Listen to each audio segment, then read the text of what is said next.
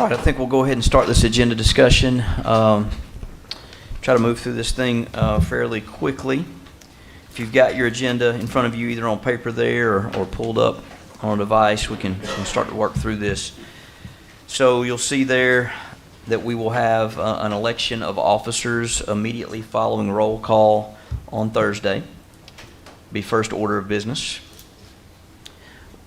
We will then have our pledge and meditation by Mr. Juan Moreno of Eastridge High School. We'll then recognize some exemplars of excellence. The Sale Creek High School Bass Masters winners, Miss Elaine Harper, Dr. Elaine Harper will do that, or Miss Elaine Harper, I can't keep that straight. And then we will recognize our reward schools from the past year, and also our exiting priority schools, which is something else to celebrate. Dr. Parker will do that for us. Then we'll have a presentation from Miss Shannon Moody. I believe that presentation will dive a little more deeply into just, in particular, the results that the state sent back from last academic year. So it'll be something to look forward to. And Dr. Drake also. Oh, I see that. Dr. Drake also. Right now, we have one individual signed up to speak under delegations. And then that gets us to our consent agenda. What would you all like to talk about or discuss or have questions about under consent? But, and before I take those, I believe, I'm going to make mention of this now, Mrs. Ford just brought that to my attention. The one field trip listed on our agenda is, they've requested, that's been canceled. So we can go ahead and make mention of that now, and then we won't have to have an amended item on Thursday night to remove that. So that will be removed before our meeting Thursday. Mrs. Hill. Thank you, Chair. I have two items that I wanted to take a look at on the consent agenda. The first is under F, Chief Financial Officer Bids and Contracts. XF1C, it's the Smart Music contract. Purchase of Smart Music Educator. Can you guys just tell me, it's coming from you, from K-12, Neely, but what grade bands are actually going to use this tool? So we have a request to purchase 42 full access teacher subscriptions and 4,010 performer subscription with bulk discount. And then another one that says 3 full access teacher subscriptions and 210 performer subscriptions. So I don't know if this is all of our elementary folks or if we're going K-12 with this, and if in fact our older grades will actually use it. Let me get some information before we can make sure I answer correctly. Okay. Sure. Well, and you can send it to me this week if that's better. The second thing I wanted to briefly discuss with the board is under G2, board policies. The appearances before the board policy, where we've added in some new language, I feel like we need some time as a board to study this together, perhaps in a policy committee meeting. And so I'd like to ask that we go ahead and pull this from the agenda and then move it on to a policy committee agenda. And we can pull it now, or I could make a motion on Thursday to table it. Does anybody have an objection to pushing that and taking a closer look at it, or any discussion around that item? Anyone? Exactly what? Do you have a problem with the whole entire policy, just a part of it? Or? Well, so, we started in our last vote business meeting, we started talking about the potential of how we might want to open up the ability for the public to address the board at agenda meetings as well. And we've got, Scott and I talked about it briefly, that, he tried to kind of put something together based on our comments from the dais up here, but it wasn't given a great deal of time from us. And so it's sort of an amalgamation of thoughts, but I don't know that it's going to get us to our goal, and I don't know that we have a shared goal of what we want to do with this. So, like, for example, the addressing the board at a regular agenda sessions will recognize the first 3 individuals who have signed up. Same thing with the idea for the regular business meetings, that it would be the first 5 people to sign up, which kind of sets us up for a race, of who can get there fast enough, and then people who, maybe can't get there as fast. It just, I just think we need to give it some thought. Also, Joe brought up the idea about changing from a 5-minute increment to a 3-minute increment. And if we're going to limit the number of people, so for example, for the agenda session, if we're going to recognize the first 3 individuals, that would be 15 minutes of time. But if we limited them to 3, then we'd be able to have 5 people have the opportunity to address the board. So just some things like that I think would be useful for us to, have an official policy meeting and talk through what our big goal is. And also, as I read the addressing the board at a regular business meeting, it's as if this is the time for people to address an item on the agenda. But my impression from our last meeting was we might want to have people address us on agenda items at the regular agenda session so they get to speak before we meet on the topic. And that the agenda meeting would be in time for open forum of whatever you wanted to talk about. So I just think we need some more time with this sucker. But Sherry, do we not limit people now that sign up? We have a limited number that are allowed to sign up, right? Don't you take the first? Let's sign up here.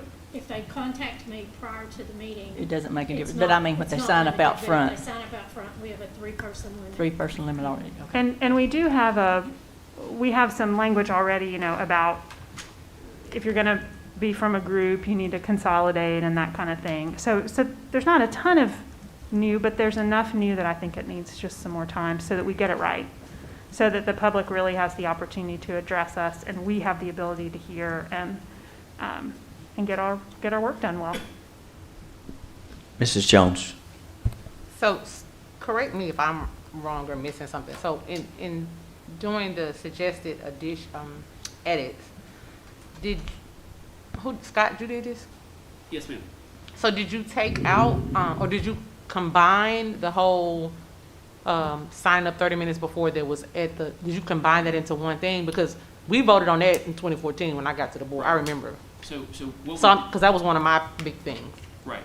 So what I heard the board talking about was at board meetings, it makes sense to have the board hear folks addressing items that are on the agenda. Mm-hmm. Actually being able to speak to something that the board's about to vote on. Mm-hmm.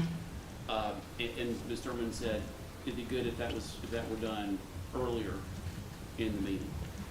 So what I've got here is in the first full paragraph,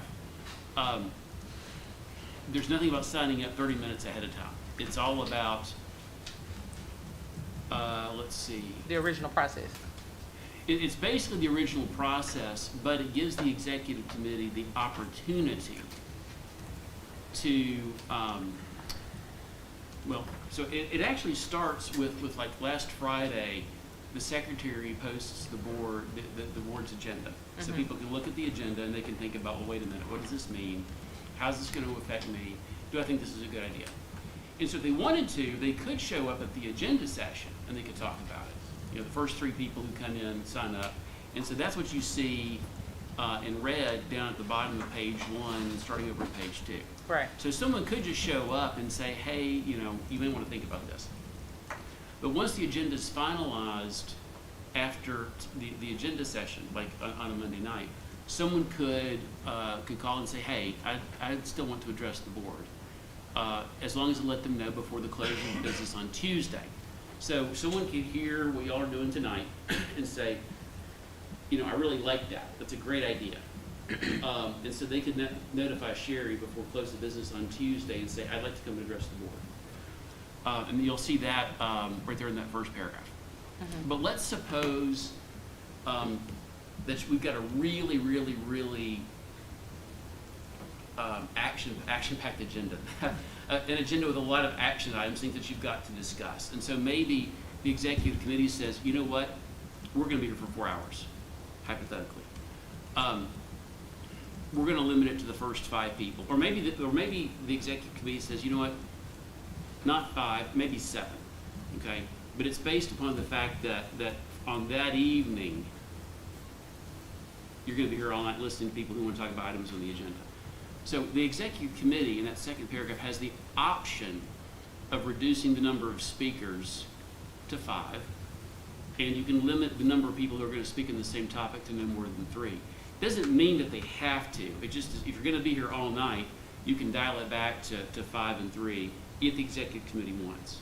So that's the way you would address the board at a business meeting regarding a topic that's actually up for a vote. Now let's go down to where it says in red.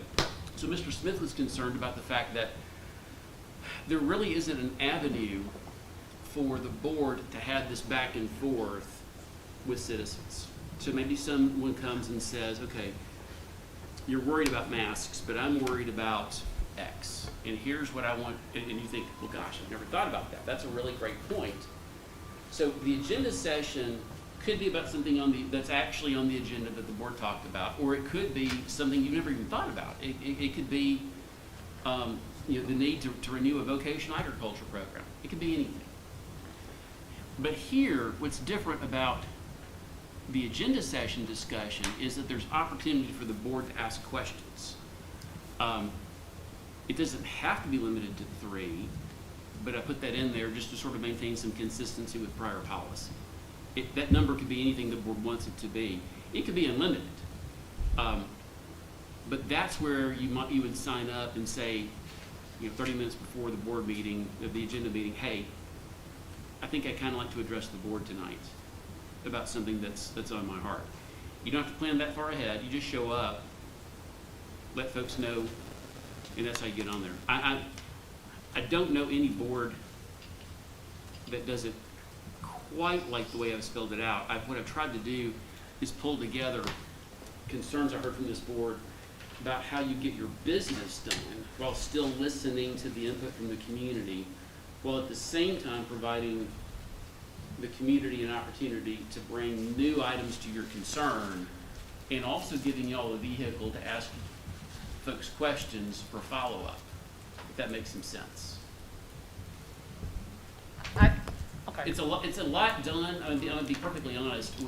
Something Ms. Hill said, y'all haven't had a chance to chew on this. I sent this to you, I guess, a week ago, and I haven't heard any kind of comment. Yeah, I mean, and it's on it's final read. If we vote on it, it's on final read, and I feel like, yeah, we have a lot. It's a very questions. new process based on what I heard board members talking about at the last meeting. So I put this together, sent it out, and our plates have been kind of full this past week and a bunch of other things. So I know y'all haven't had a chance to hit me back and ask questions until tonight. But anyway, pleasure of the board. So I guess I'm kind of confused once again, but I did miss. Well, so I'm not trying No, to. I didn't get to say what I was confused about. you were speaking to me. I apologize. No. I think I'm trying to figure out how we got to second and final read. Like, did y'all talk about this? So it was a first read last week? Right, last meeting. That's all. Okay. And Mr. Smith's objection was, well, maybe not objection is not the right word. Concern is that if the topic of discussion was limited to the agenda, then there might be some legitimate issues that the public would want the board to address, and they have no way to talk to you non-board members all at one time. So I suggested, well, the agenda session might be an opportunity. So Ms. Jones, that was kind of my own idea. But my thought was, the agenda session is an opportunity for someone out there to come here and say, you talked about some great things, but what about this? What about that? What about the cost of school-age childcare? What about staffing at, et cetera, et cetera? And this would give, and this was important to Mr. Smith, him an opportunity to ask someone speaking, well, wait a minute. what's your support for that concern? And then he could ask someone in the administration, hey, could you look at that and give us a report back at the board meeting? So my thought was we give the board and the administration an avenue to work session, to work through a concern that was brought to your attention. But we can do it any way you want, and I readily concede this is an awful lot of stuff that I came up with listening to sometimes some disparate ideas from you nine. Okay, I just don't want us to miss. I think maybe we should table it, because I got a whole lot of thoughts about that, because I don't want to take away from initial policy in adding on to another policy. Adding on to a policy. So I second to table it if that's the case. Or Well, we're not. move it We're to a not. policy. We're not voting on anything. Mrs. Robinson, did you want to say something? Yeah, I just simply wanted to say I would desire to see us have more group discussion about this, and perhaps a policy committee meeting is the right avenue for that. So I'd prefer to table it as well. We don't have to table it for long. We could work through this pretty quickly by the next board meeting for sure. But I do think this is a really important policy that warrants more discussion as a group.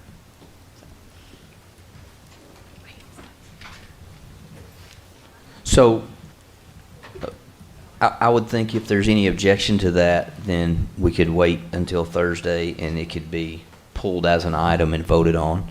But if there's not any objection to that, then we could go ahead and choose to just pull it right now. So does anybody have an objection to taking more time on that?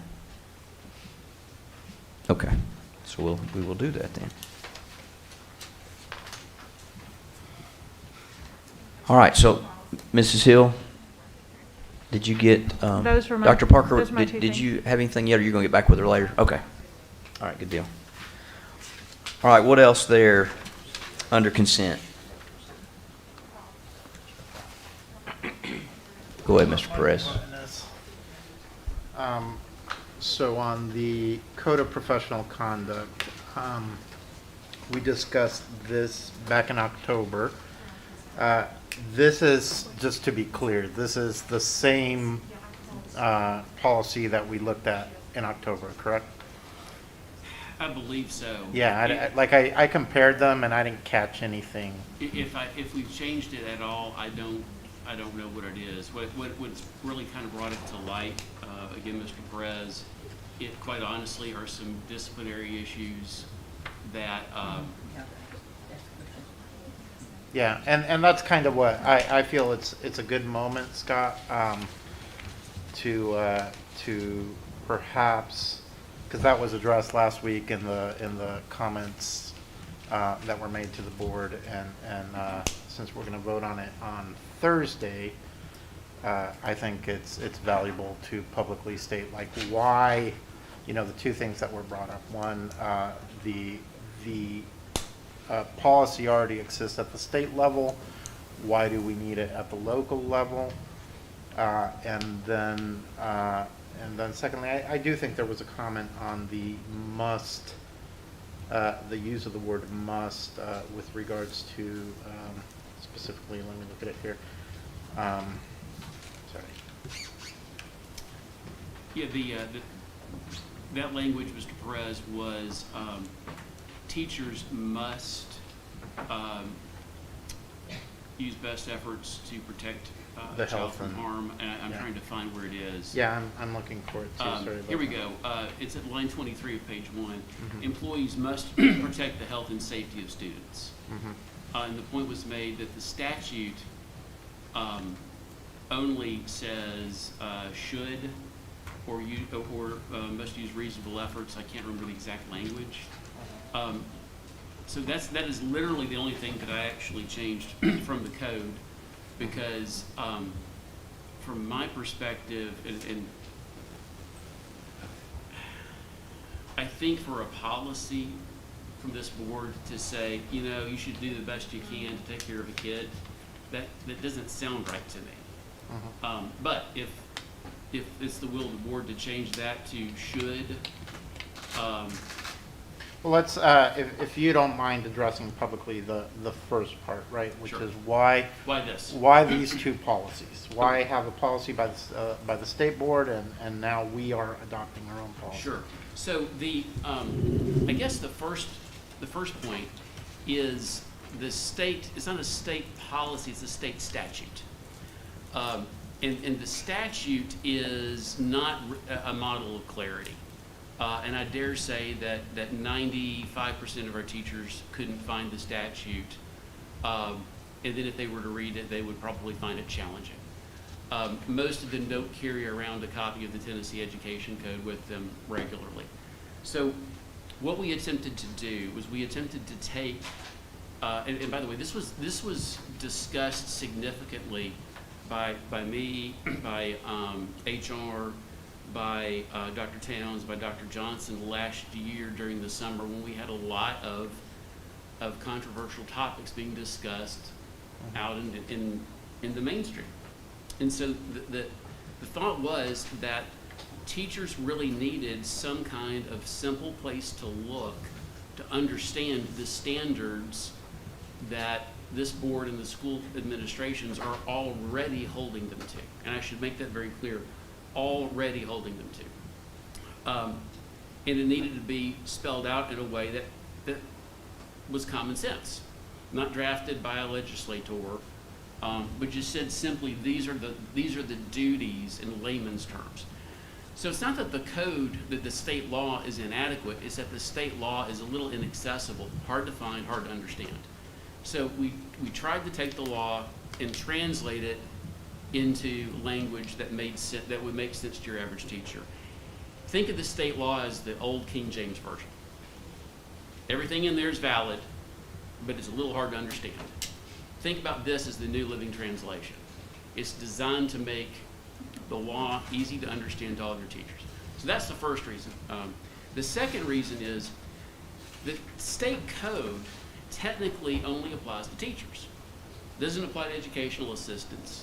Doesn't apply to any classified employee who works with students.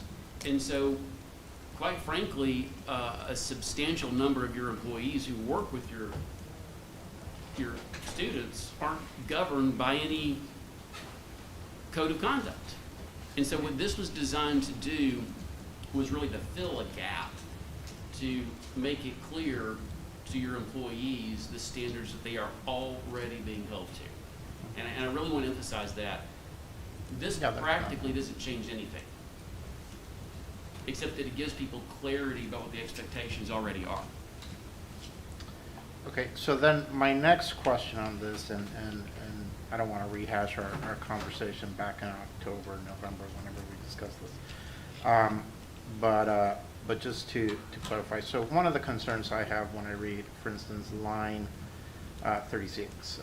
So I'm in agreement with you. Most of us who are in any professional role, like these are the basics of expectations of our professional. Did you say 36? Yeah, line 36, page 1. But you know, most of it is there.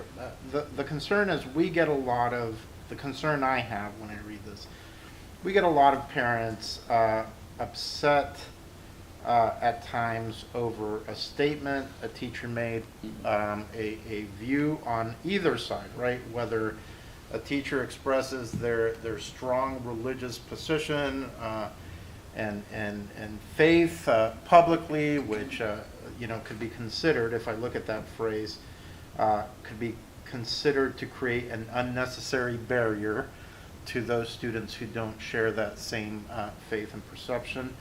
And the same, or on the other side, a teacher has a very strong political position or anything of the sort, which could create a necessary barrier. Does this policy suddenly push the board to have to respond directly? I mean, to me, the first line of communication, of course, is the teacher, their principal, this discussion with, you know, but like, are we going to be bombarded with accusations of teachers or of staff or of administrators, and now due to this policy, due to that line, we have to respond to those accusations? Because someone's always going to be offended about something, Sure. right? And So I think you touched on probably at least three things in there, Mr. Perez. So first of all, does the board have to respond to complaints about employees? My advice to you is you should never respond to complaints about employees because you've got one employee and it's the director of schools. And so you push those complaints to him or her and you say the administration takes care of that. So that's my first thought. Second thought, the administration already gets those kinds of complaints. What the administration doesn't have is a simple, clear document that they can point to say, this is the guidance that we need you to follow. Again, they're already getting these complaints. They're already holding employees to standards of professional conduct. What we lack is a cohesive document where those standards are laid out. The third thing I would respond to is just because there's an admonition here that employees should take great care when exercising their freedoms, it doesn't mean that an employee has done anything wrong. There's a case that developed recently. In fact, it was middle of last week where a teacher in a district posted on Facebook her belief that parents who do not require their kids to wear masks don't love their kids. And as you can imagine, the community, there were some people in the community who agreed. There were most people in the community who disagreed. There was quite a heated debate about that. Was the teacher well within her rights to post that? Absolutely. Was it protected by the First Amendment? No question. Did it cause her parents or some of the parents in her classroom to question whether they thought less of her? Yes, absolutely. That created a barrier. And so what does a good principal do in a situation like that? You coach them up. You coach them up. No disciplinary actions taken. It's like, what we do is hard enough anyway without shooting ourselves in the foot and creating unnecessary complexities. So this is designed not to squelch anyone's rights. It's, to the contrary, an effort to try to admonish folks that when you exercise rights, it doesn't mean that they're not results. I hope I answered your question. yeah, I think that's fair. All right, I'm good. Mr. Walker. Thank you, sir. Along those lines, when we say it's hard for our teachers to find these codes or policies that the state puts forward, where I work, when policies are handed down, we put them on the bulletin board and they go find them.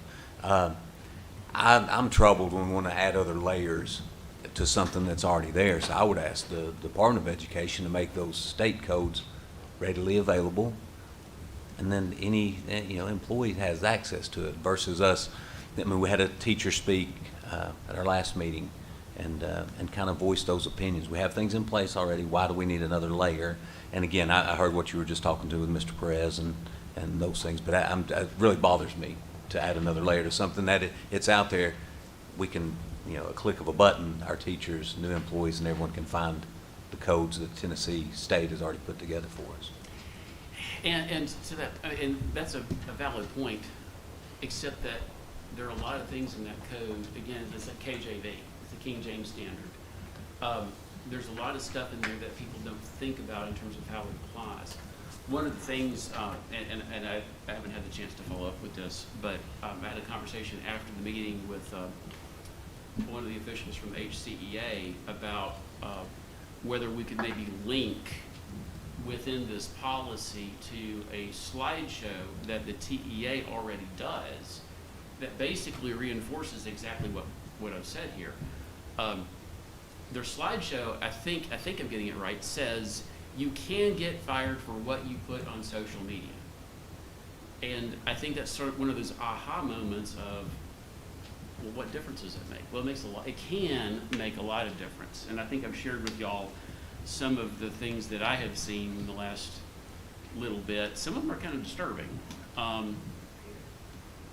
So I hear what you're saying, that the state could do a better job of making its expectations known, but the state's position is, well, that's what the local board's for. The local board's job is to establish the local community standards.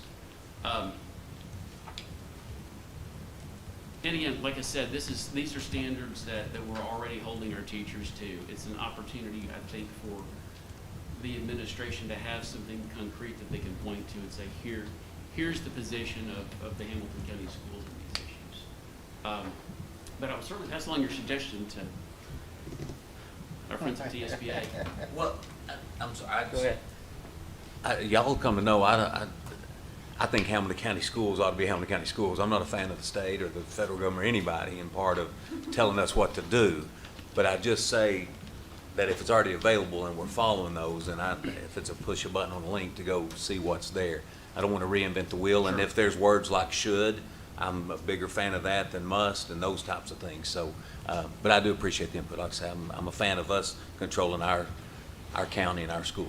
Well, and something just occurred to me, and I apologize to Ms. Murray, I should have remembered this because I did some training for the system a month ago now. But one of the things in the statute that we're required to do is we're required to conduct training on the application of the Code of Ethics to our teachers.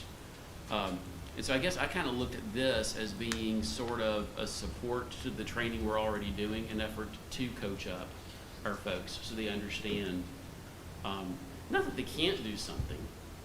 And a matter of fact, some of the training that we did for the teachers, the video that we did, was really focused on not what you can't do, but rather the consequences of some of the things that you can do.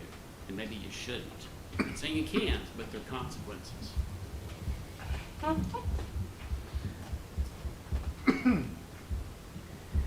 All right, anything else on that item? Go ahead, Mrs. Robinson. Okay, I've got a couple items.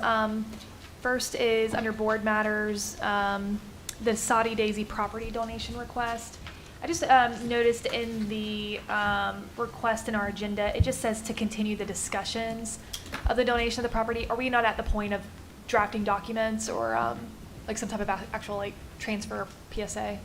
Not quite. We still Okay. need to do a land survey and make sure Okay. that we map out the exact footprint of the piece that they're speaking about. If you're at all familiar with it, as you go up the hill towards the existing gym, it's right there to the left and it's a sloping hill. And so it's more or less just making it public that y'all are okay with us doing this. And then once we get it surveyed, have the exact plot of land, have it drawn out, mapped out, then we'll bring it back for approval. Okay, I know we just talked about it a few months ago, and so I Yeah. just want to make sure I wasn't misunderstanding. Yeah, Okay. we've met and gone over it with them, but we're gonna have to spend a little bit of money to get it surveyed and do that. And so before we did it, I just wanted to make sure that everybody, that we're not gonna spend money and then come back and 5 of you are gonna say, no, don't do this. Okay. We might after you come back. You don't know.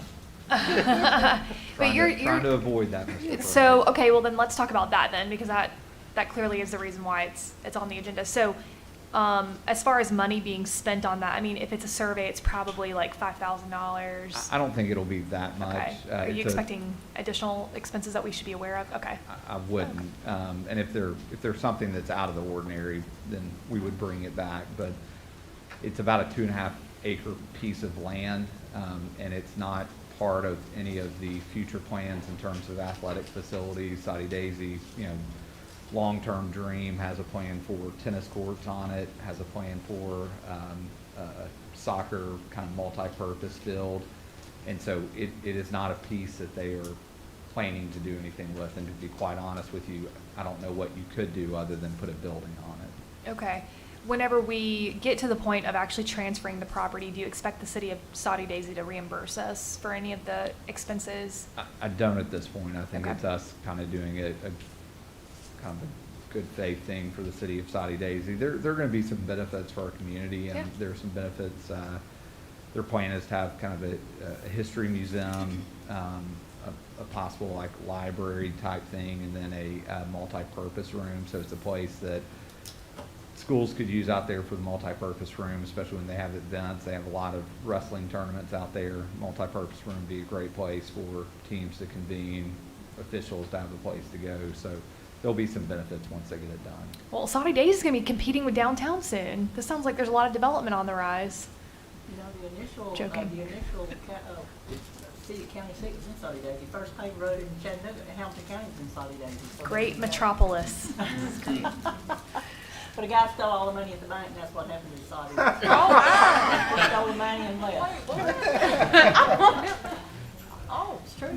Oh, my. Then they moved it. Then they moved it to Harrison, and they decided to flood that. Yeah, that's right, they flooded Harrison, exactly. Yeah, but if you go to the History Museum up there, you'll find that out. So will that be in the History Museum, that story? It is, clearly, she said it is. And I want you to volunteer weekly as a historian, telling oral The narrator. stories. Saudi Days. That's awesome. Wow. I also wanted to ask about the new position being requested for funding, the remediation coordinator. Tiffany, before you move on, can I ask Oh, something absolutely. about I'm that sorry. right there? Senior Neighbors was not part of this discussion, right? Senior Neighbors going to stay where it is, or are they going to use a multipurpose room? I believe they might be using the multipurpose room. There's not, when I met with them, there was no discussion about moving them anywhere. Okay. All right, thank you. And on that same topic, if I may. So for me, just as you're going through the process, and I think from last time too, as you do the survey, like an appraisal of what we are donating is really valuable to me as we understand what it is. I think once it's donated, we have no control really over how it's used. And so I want to know what we are donating in the process. All right. Did you have something else? I did. I wanted to ask about the request for the position remediation coordinator. I was actually just curious, will this role be specific, will work with every school in the district, or is this specific to certain schools? It reads like a district-wide position, and it's really interesting. I was just curious, like. So as you probably know, based on ESSER 1, 2, and 3, a huge pocket or pot of the funding has to specifically go for learning loss. And both summers, you know, we've worked really hard to stand up summer learning. We have schools that need to have some support now for before school, after school, camps even as we go forward. So this position is a term position, and it will be in place for the duration of the ESSER 3 grant. In this specific position, their job every day will be to get up and make sure that our learning loss gaps, we're closing those gaps. We've also been given the opportunity, and I want to be cautious because we've not finalized these opportunities, but because of the work we've done with our remediation opportunities, we've been put in a position to potentially receive some further grant funds that will help us in specific schools. But you also know that with ESSER 3, there comes high accountability and tracking that we are putting in programs and a process that will impact and make a difference. So we've adopted a saying in our department is everything we do now has to be able to have a legacy for later. And so what we're doing with this specific position is very specific to what the grant is about, which is to close those gaps that were created because of the pandemic. After school, before school, Edgenuity. Summer Reach. Yeah. They're also working very closely with our RTI team Mm-hmm. so that we make sure that that is all embedded and aligned with our RTI pathway. So this position, like a day-to-day would look like for them, they would basically work with the principals in each school to say, hey, how many students do you have that you think need this support? Great, we're going to deploy X number of tutors for aftercare or before care.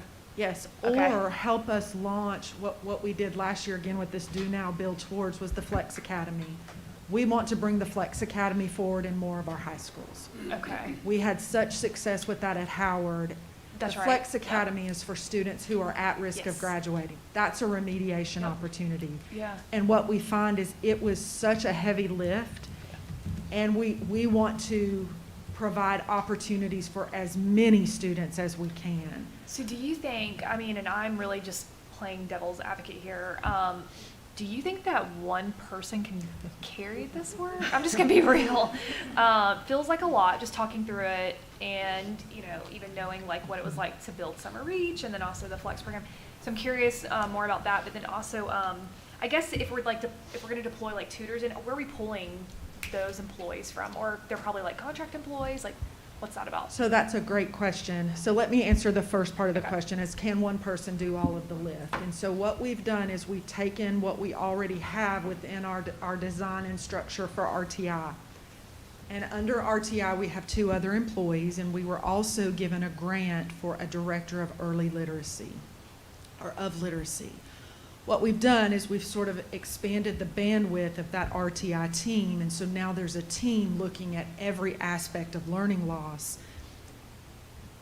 the whole K-12 continuum, but this person gets up to make sure the nuts and bolts are done. That's the biggest heavy Okay. lift. It's like an operational position? It's a Okay. huge lift. Okay. But also, there's money built in. If you notice in the ESSER 3, there's a lot for stipends, and we banked the entire required allocation that the state is expecting, the 17 million for the duration of the grant for this specific piece. So the funding for teachers, the funding for stipends, the pay, the contracts, a leader of every site.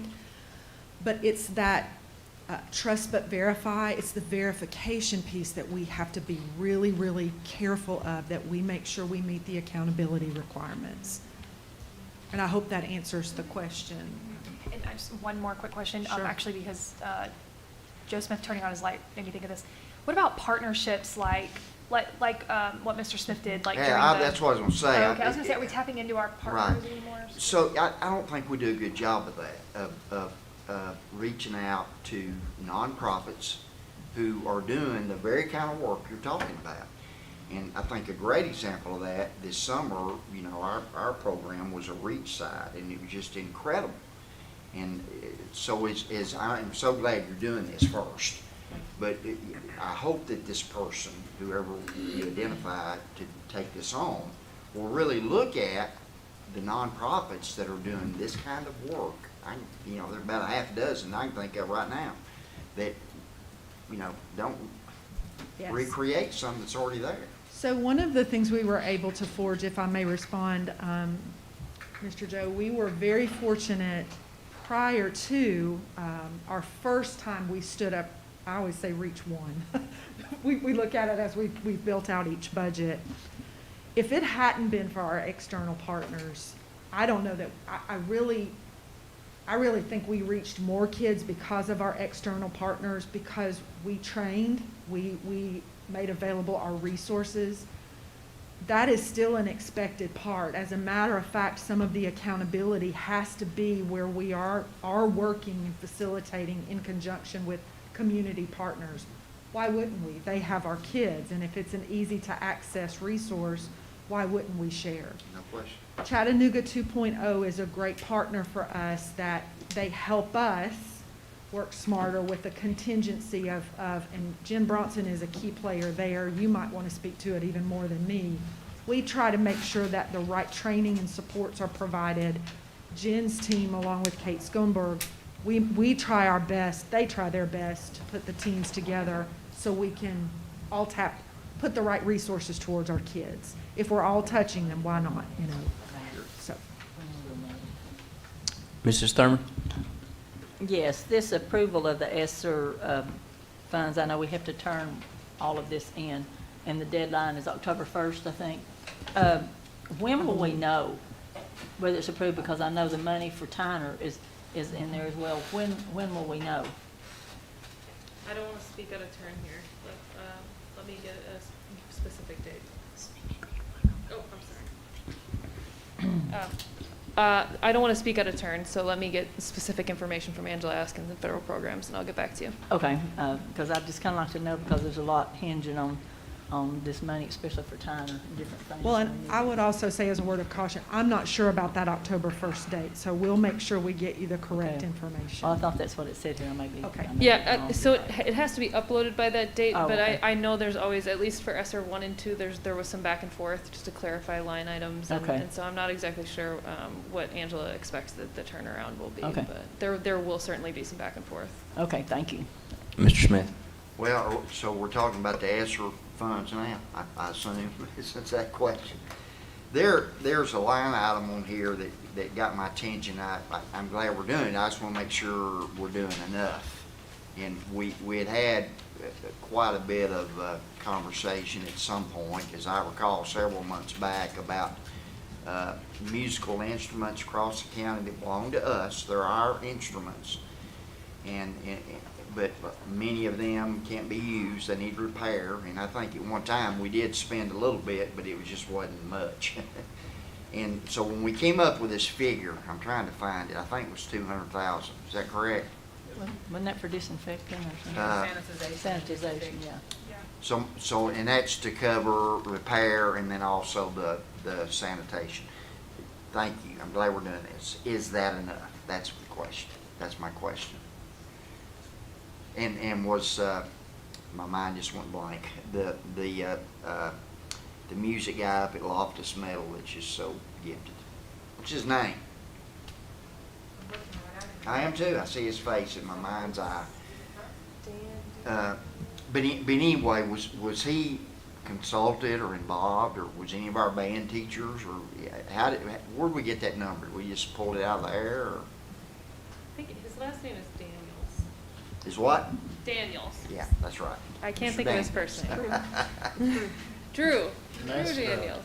There we go. I thought we talked about, it wasn't like a ratio or anything, because I think you brought it up, Joe, at the time. You know, we were saying, you know, I think originally it was we were going to divide this up evenly among schools, but then we were talking about more students participating maybe in one school than the other, so. That's right, Yeah. that's right. I can't speak to the reasoning behind the 200.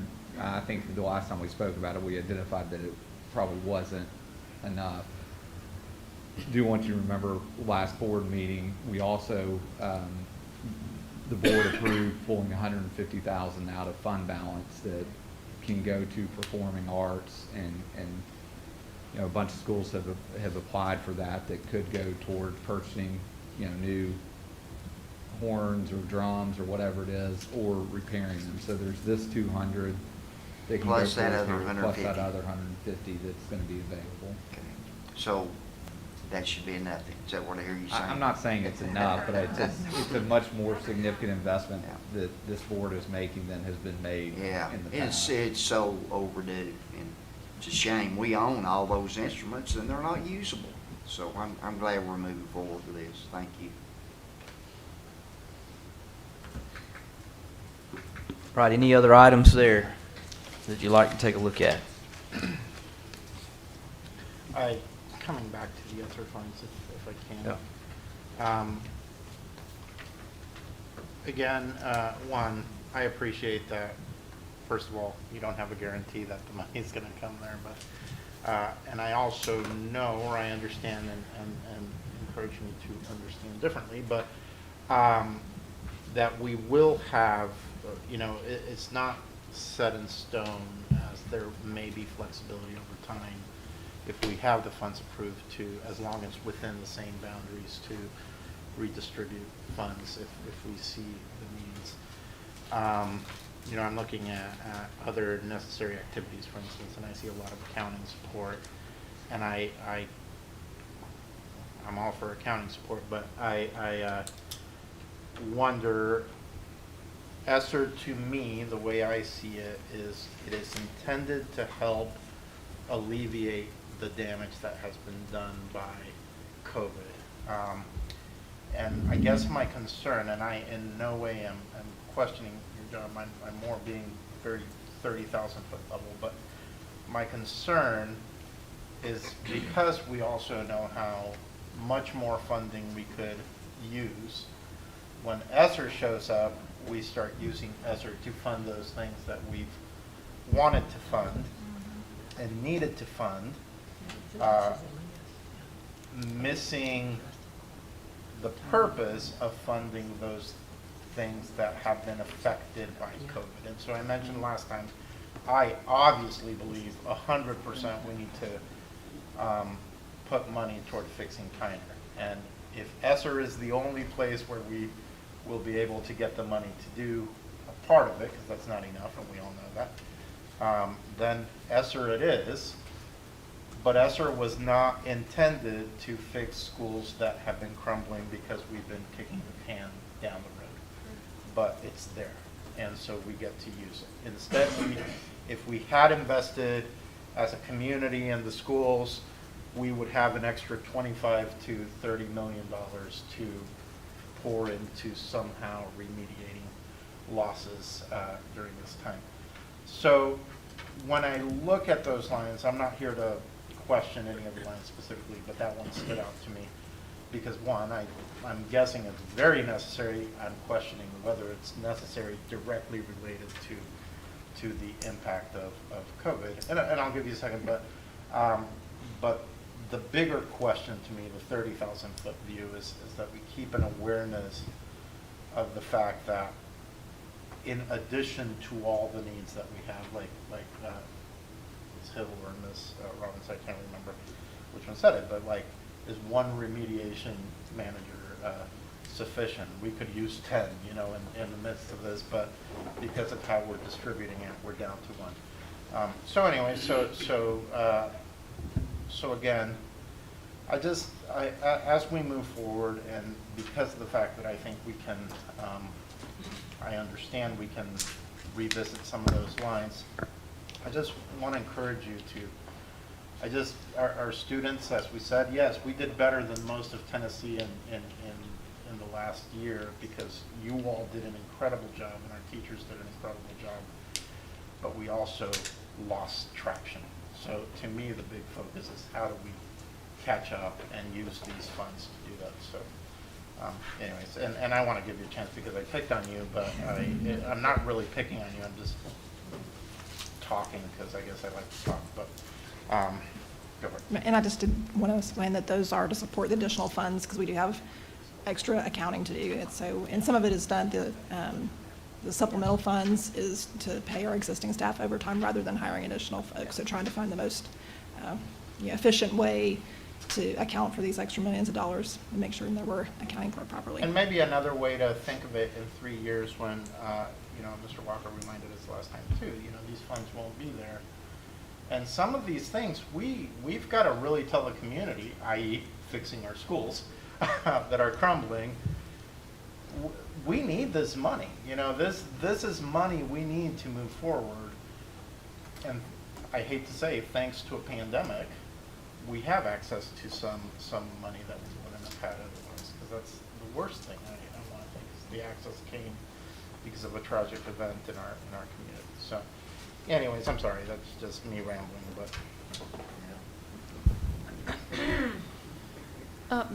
I just wanted to follow up, Ms. Thurman. I did get a response that we expect to have final approval of ESSER mid-October. Mid-October. Mid-October, yeah, which would align with when we expect to send a recommendation on an architect from the RFP to the county. Okay. All right, thank you. Yep. All right, anything else on the agenda that you all would like to take a look at? All right, good deal. All right. I'm assuming you all prefer we roll right into this next one, so any objection to that? All right. I'd like to call the meeting to order. Mrs. Ford, will you call the roll, please? Chairman Wingate, Here. Vice Chairman McClendon, Here. Mrs. Hill, Here. Mrs. Jones, Here. Mr. Perez, here. Mrs. Robinson, Here. Mr. Smith, Here. Mrs. Thurman, Here. Mr. Walker, Here. Mr. Macon, and from Superintendent Dr. Tackles. All right, so here's how I think I would like to proceed. Mr. Bennett, will you help me here make sure that we're able to do this? So we've got selection of superintendent search firm, and I'm gathered from the conversations that we've had over the last few meetings that is what the board would like to do, but I don't know that for certain. So would it be appropriate to first make a motion for a vote or to have a vote, and I'll give discussion before we do this, but I just wanted to ask Mr. Bennett as to whether or not we're even going to choose a firm. Again, I know there was some conversation earlier about that. If it's will of the board that we are going to choose a firm, then that's irrelevant. So,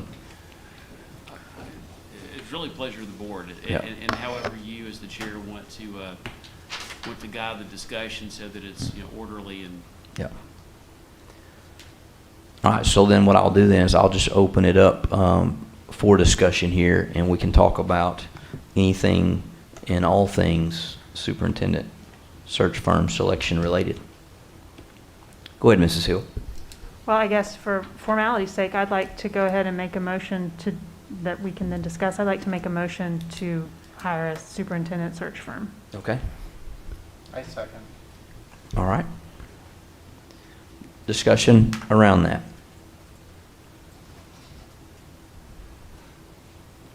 So we're ready to vote? Mrs. Hill, Yes? Mrs. Jones, Yes. Mr. McClendon, Yes. Mr. Perez, Yes. Mrs. Robinson, Yes. Mr. Smith, Yes, Mrs. Thurman, No. Mr. Walker, No. Chairman Wingate. Yes. So then that brings us to selection of a firm. Do we have a motion? Wait, no, we're doing You got ballots. That's true. That's true, but we need to have discussion. Yeah. We're going to have We discussion still have time to have a around motion. those. We So we still have to have a motion. Mhm. Yeah. This is just for the purpose of when you make your selection. So what do we need a motion? Oh, we don't. Sorry. Discussion. Thank you. I'm confusing myself. Yes. So discussion around the selection of a firm.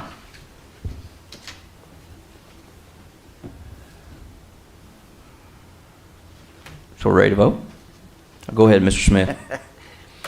well, I looked at all three of these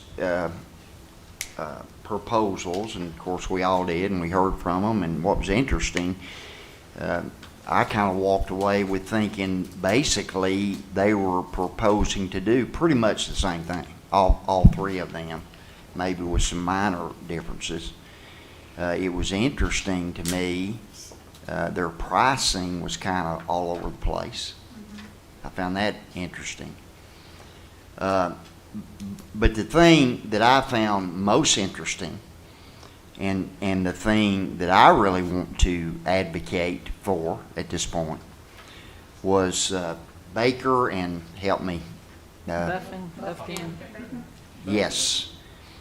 In their proposal, we had asked, as I recall, an RFP for these firms to kind of give us two proposals, an internal search and an external search. And they did that. They all three did that. And then, but Baker added a third option that is incredibly attractive and a common sense approach to me.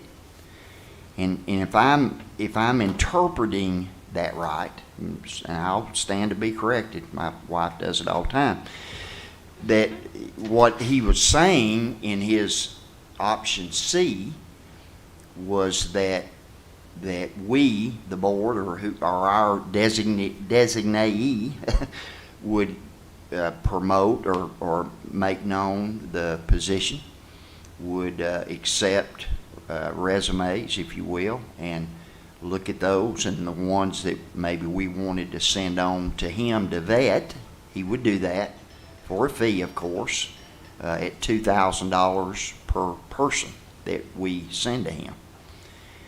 And to me, that makes the most sense. Now, we kind of tiptoe around this, and I'm not real sure why we do, but I think many of us, most of us, probably all of us, are aware that we're probably going to have a very highly qualified candidate internally that's going to apply, I think. I think we all probably believe that. But at the same time, we want to make sure that he's the best, and so this is a way to make sure that he's the best without having to spend a ton of money. Now that's my opinion. So obviously, that's what I'd like to see us do, Mr. Chairman.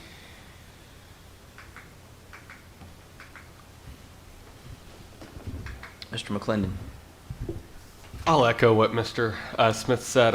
After kind of looking at all of them, I think the Buffin and Baker, it's contingency C in their proposal, kind of hit all three things that I've talked about during the search, that it can be done swiftly, cost effectively, and I just forgot the third one that I've been talking about, but high quality. There we go. Thank you, Jenny. And I think that we can do it, all three of those things in this plan. I think if it is selected, we probably have to, as a board, put some parameters on it or something like that to kind of guide it a little more than we would a traditional search. But I definitely think that contingency C has the possibility to be a great option for this board to do at least the three things that I've talked about. Mrs. Hill. Well, I also had positive feelings about Bufkin Baker, just knowing that the board had a good experience with Bufkin, well, with Ken Carrick, right? But Ken was speaking on behalf of Bufkin and Baker and would be our primary contact there. So knowing that the board had a good experience with Ken and has developed a professional, trusting relationship, there's great value there to me as a business person. Once you've done the vetting and have somebody that's proven their worth and their ability to deliver, that is important to me. Of the other two, I was pleasantly surprised by Ray and Associates. I did not actually rank them as one that I wanted to see present because of the proposal that they provided was, well, I just wasn't impressed with their proposal, but their team really impressed me. The energy that they brought, the diversity of their team. I do think that using the car wash model that Ken elevated, I see that $35,000 price point that they were in, give or take, that's more of the, you put your money in and you go through the car wash versus a real tailored hand-holding process that Bufkin Baker specializes in. So as I've thought through which one I would rank for my number one, I'm actively listening to my fellow board members about what's important to them. I have some operational concerns about option C of the Bufkin Baker proposal, and I wonder if Ken would be willing to work with us to even come up with an option D once we figure this out. But like if we were to run the ad, and who is we? Are we going to have a board member that's going to run a search committee process? But we run an ad. Well, we've got to have a job description, right? So we'll need to do some work toward that together, which I feel like we're capable of doing that together, most definitely. But like how those get narrowed down into, here are the 10 that we want Bufkin Baker to look at, right? Like what the process of that is, where a search firm has a method for that also keeps everything, am I funny? He was just asking me a question, I'm sorry. Okay.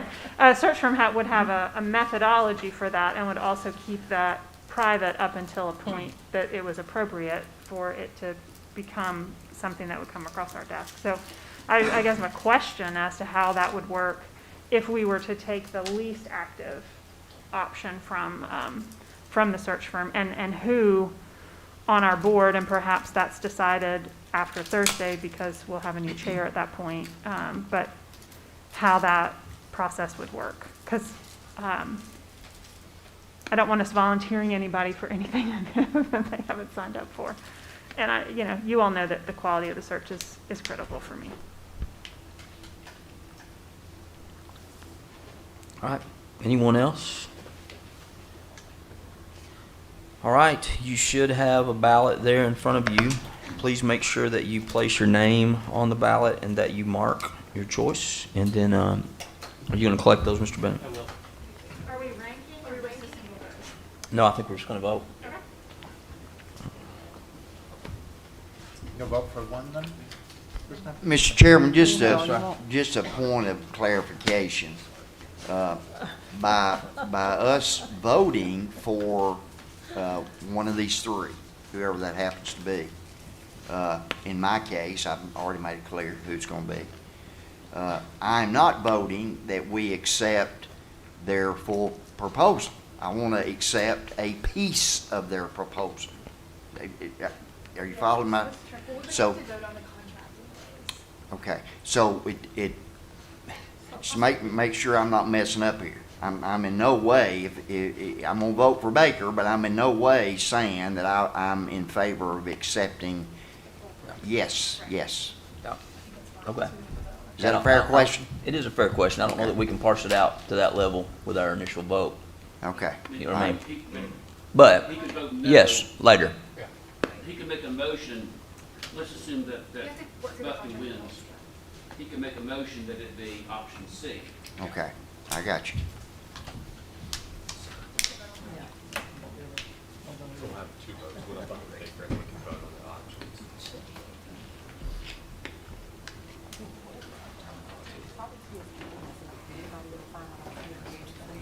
No, I was curious. Anybody find out why TSBA didn't send it? I said, there's no way I'm working with those people. That's very interesting. Yeah, I really like to know. I was gonna call Tammy, but I forgot to have I'm not calling Tammy. I emailed her a year ago about something that I felt was very important and valuable to me. And you didn't go anywhere. It's like you didn't go with my chair, so I'm over it. I'm not calling her. I don't feel adequately represents my TSBA anyway, but whatever.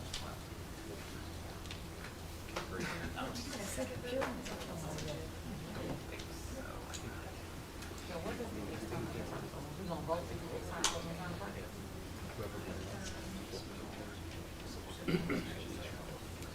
I mean, I guess it affects the contract. I'm confused.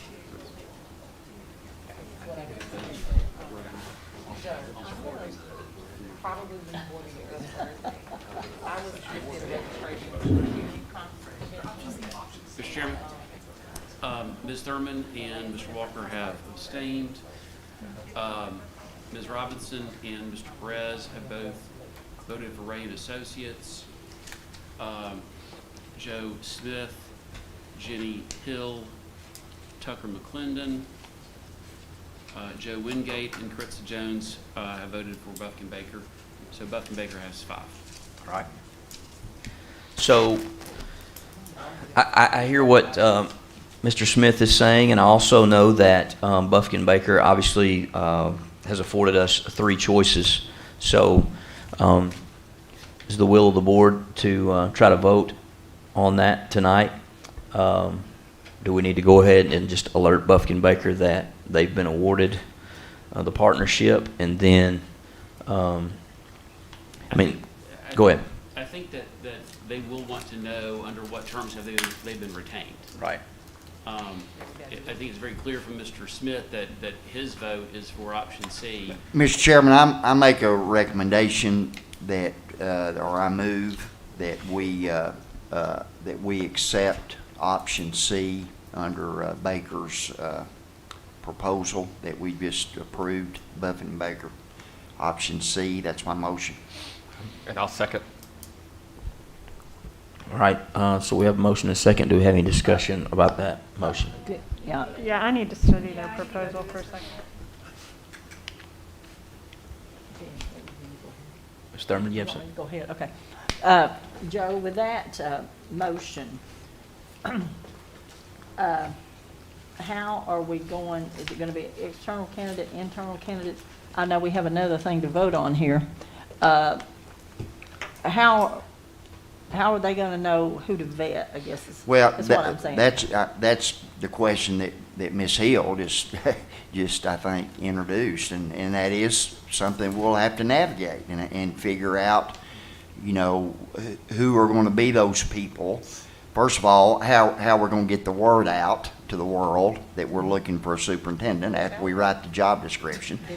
And then, once we start having those replies, then how are we gonna decide who we actually send up to Carrick to vet, to let us know this is somebody you ought to interview. So that's something that we're gonna have to come up with as a board. Mrs. Thurman, it's my understanding, I mean, y'all tell me if I'm wrong, but so in option C, he makes no distinction as to whether they're internal or external. I saw this, we wrote the vote on it, I That didn't was know. in case. Oh, okay.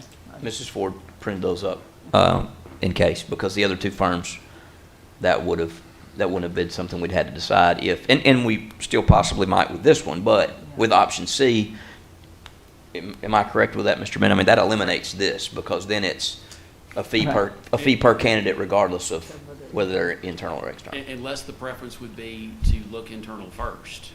Yeah. I mean, that's, so what Mr. Smith has suggested does not preclude looking internally first. Now, let me respond really fast to something that y'all have talked about. So you have a job description by policy. Your policy already spells out the job description, and if you want, maybe between now and Thursday, y'all look at it and see if there's anything you want to change. But it's pretty well up to date. Second, the RFP that we've already done for the search firm kind of spells out what we're looking for, right? What you're looking for. You're looking for somebody who can finish the work. Third thing, there's one message board for these candidates. We post internally, and we put the vacancy on the superintendent message board. We could have this done on Friday, if that's the pleasure of the board.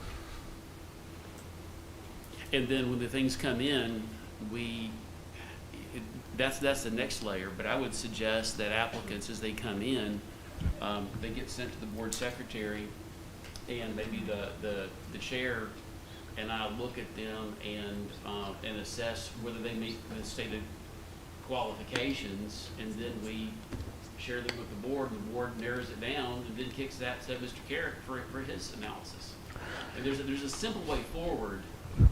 Mrs. Hill, I was going to, before you get your light, I was going to ask you, so Scott did bring up a point there that not that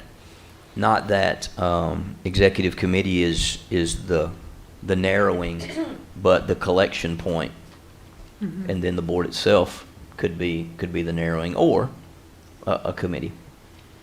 Well, all that stuff you just said flies to me in the face of our professional duty. So I just want to address a couple of things.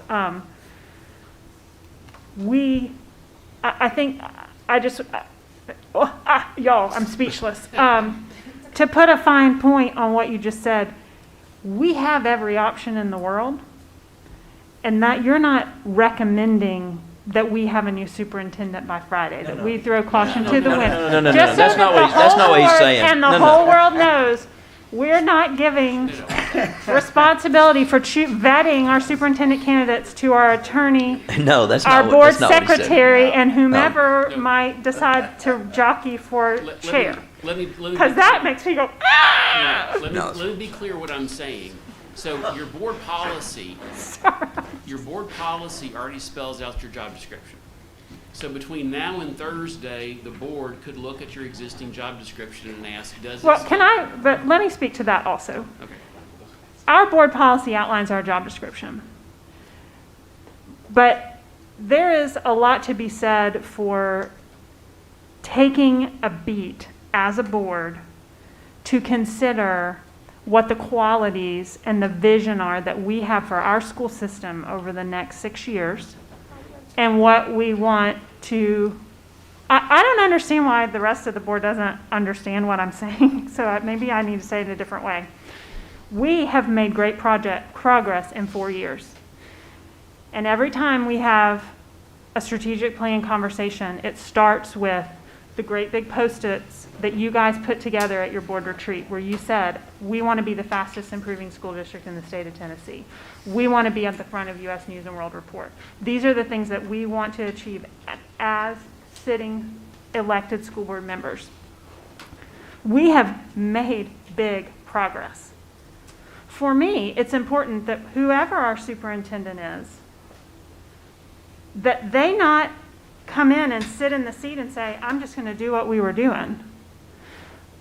Because our strategic plan ends in 2023.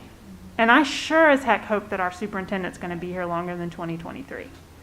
And I want to know that on January 1, 2024, they know what the heck they're headed toward.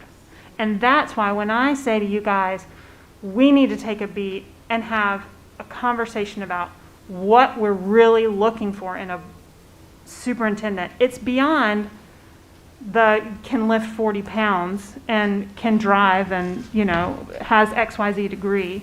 And I think, I hope that we all would feel that way, that it's not just somebody that checks the boxes on paper and whoever happens to be the first one that comes in is because, by virtue of having those qualifications. So thank you, Scott, for giving us the opportunity to, like, I don't know, just add water superintendent search, but it freaks me out to say that out loud. That wasn't what I was trying to suggest. What I was trying to suggest is if the board wants to go the route of advertising itself and collecting resumes, then that's a relatively short way to do it. I wasn't trying to suggest that we could, like, add hot water, stir, and you got a superintendent. I was trying to suggest that if you like your existing plan, and if you simply want to have folks who are interested apply, we can get an application out, or we can get a posting out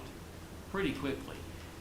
Then the hard work begins, because then someone's going to have to look and see which one of these actually, you know, you'll have people who apply who don't meet the facial criteria. They just don't. So those get vetted out. What I was trying to say is pretty quickly we can do a posting, then the board would have to winnow through and decide of these 10 that might apply. And I think that's an ambitiously high number, quite frankly. Oh, you're talking just about internal candidates? You don't think we're going to have? I don't think you have. Or are you talking about? Are you talking about internal and an external search? Internal and external. Only internal. I'm talking about internal and external. That's about what we had last time. I think about 10, but. Well, that's when it had been winnowed by, before the search group does that. I thought we had 30. But my point, though, Ms. Hill, simply is, We had 400 before we got a 10. I mean, we are Hamilton County, we're trying to come. What'd you say? Joe says 14, it was going down to 10, but here, That To- were brought to the board, or that were yeah, that brought to the board. So before the board, the Yeah. search firm. So, but the 14 were brought to the board? Correct. So from the firm, so it could have been 40. You know Yeah, I don't. what I mean? Yeah, Mrs. Jones, I had you, and then Mrs. Robinson, you still got something you need to say? So, I know that we have the job description in our policy. I know we know what our roles are. I know that, I feel like we're all pretty competent in knowing what we want in a superintendent. And I do feel like that we do have a plan in place up until 2023. So that is something to consider, that we would like for, I would like for someone to be able to keep us on that trajectory. And then when they get here in 2021 or the first of 2022, just as we did with Dr. Johnson, when he got here in 2017, we sat down with him and we collectively, with Dr. Johnson and the executive cabinet and us as a board, and came up with those post-its that you keep seeing. Dr. Johnson didn't come up with them before he got here. Now, he walked in owning We Are Hamilton, don't get it twisted. And he had a 100-day plan.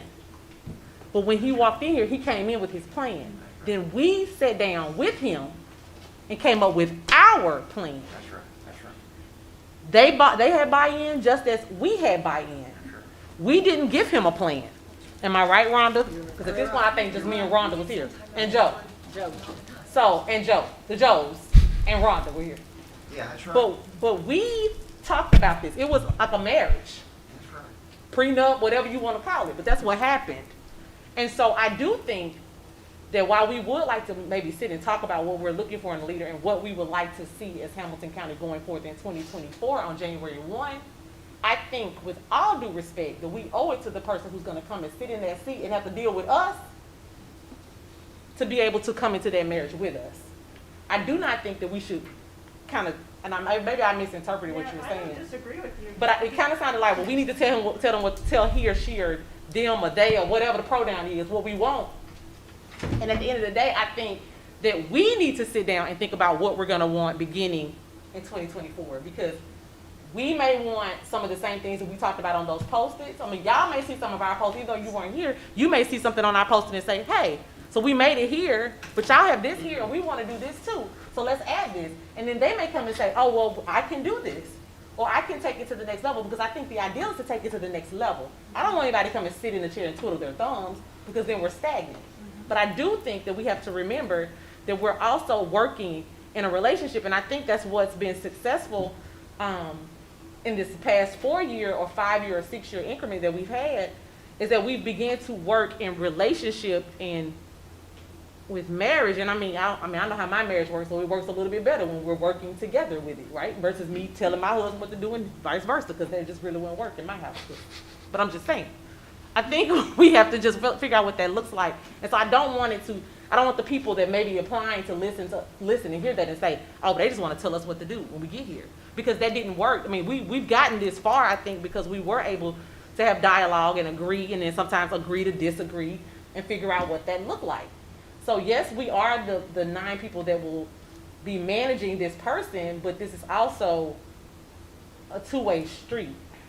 And I kind of, maybe I misinterpreted, but I just kind of, that's why I was looking at you like, what? Because I'm over here thinking like, well, now I don't really want to tell them what to do before they get here, because I would kind of like to know what they could do in that aspect.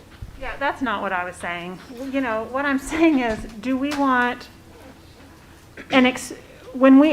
there are things that I have written down already that I know that I'd like to see qualities in a superintendent candidate. You know, I want to see a proven ability to deliver academic gains for students and subgroups. I want a respectful, kind leader able to motivate teams through change.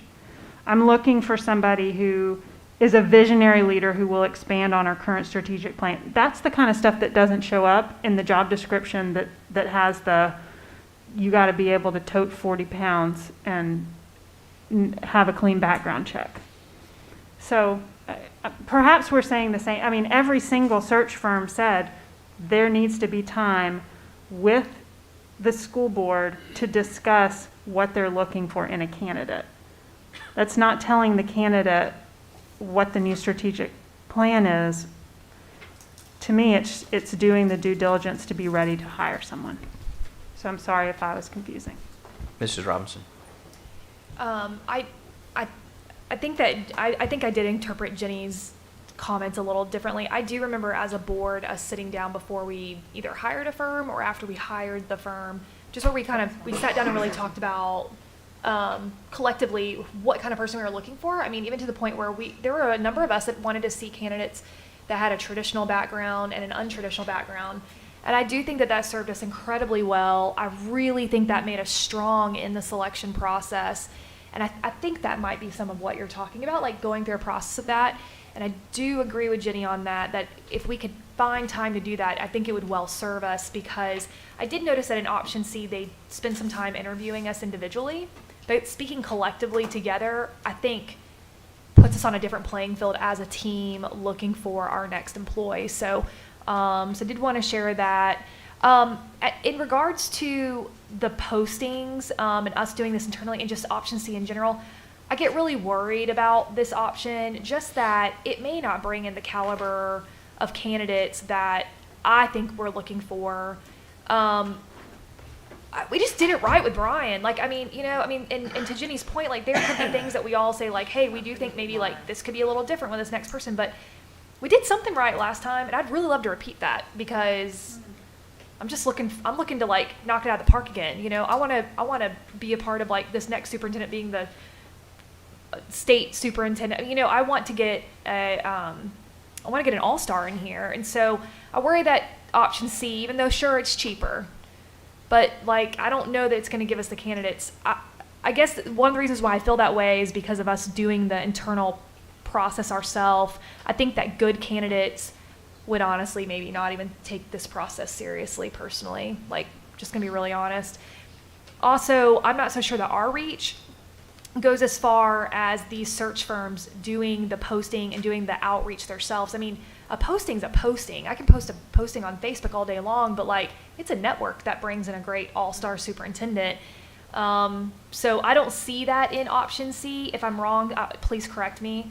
But it feels like this would be a little bit more coasting for the sake of, yeah, less work and less of a price, but, well, it would be actually more work for us. I don't think Brian Johnson would have applied through this option personally, so. We don't know if anybody would apply, period. Through option C. Saying period. Wait, I didn't hear you. What'd you say? I'm saying just period. Through option C? No, period.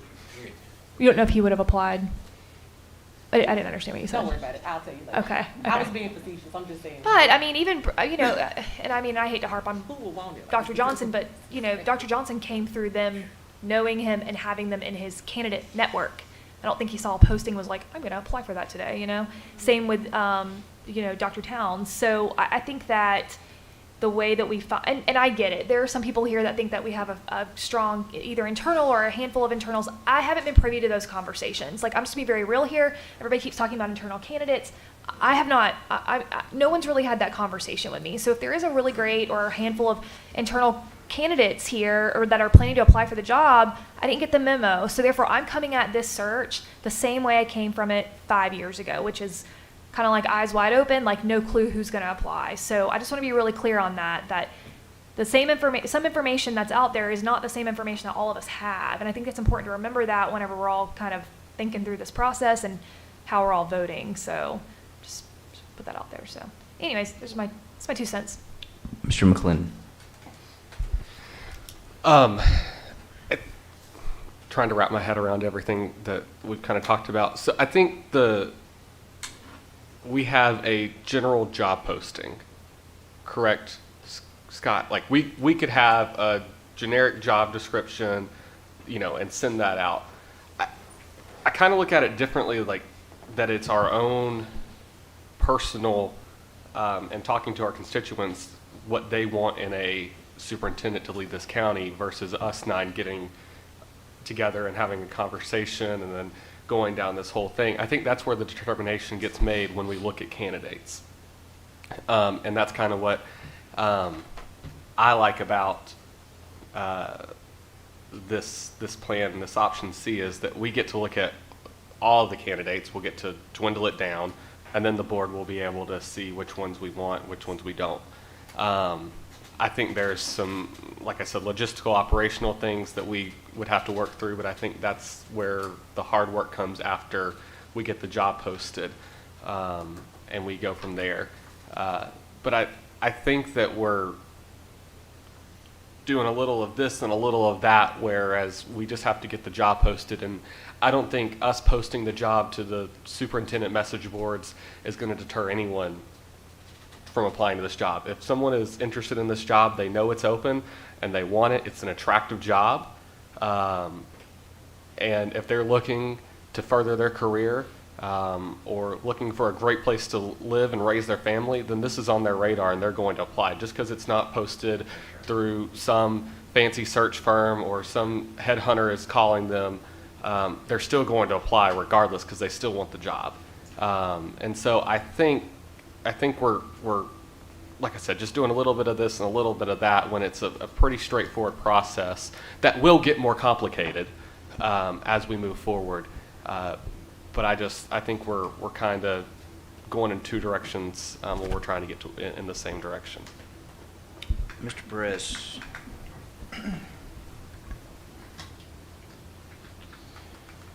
So one of the things I heard from all 3 firms that I thought about over the weekend really has more to do with setting up the next superintendent, whoever he or she may be, for success, right? And that the process is important in order to give credibility and backing to the next superintendent. And I think I'm not an expert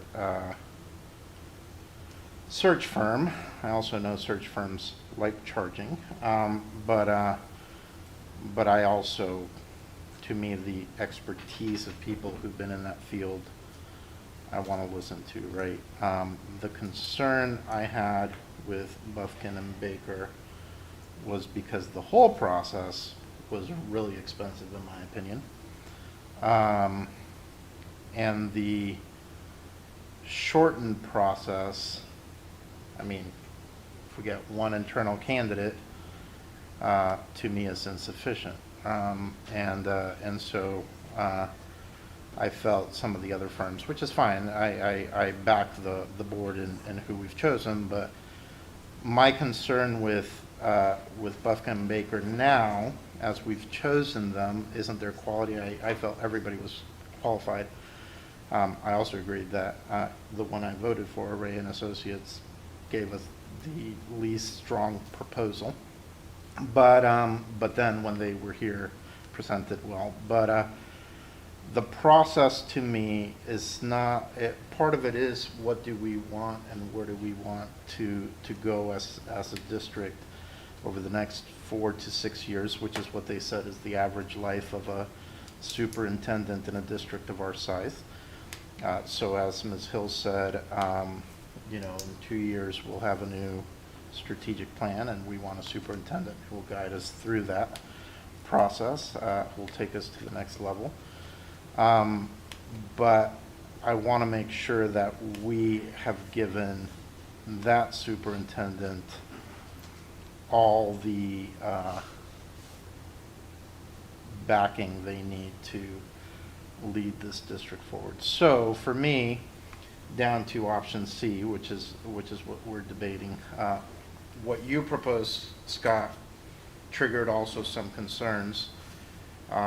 One, I don't, we said it before. I'll repeat it. I'm sorry about that, but this is like one of 3 jobs we're told that we have a huge responsibility over, right? So I wasn't expecting to do this. I said that to Mr. Wingate last time. I wasn't expecting to be here, but I am, and so here we are, right? And this is already the job that is in front of us, and I want to make sure that we don't see it.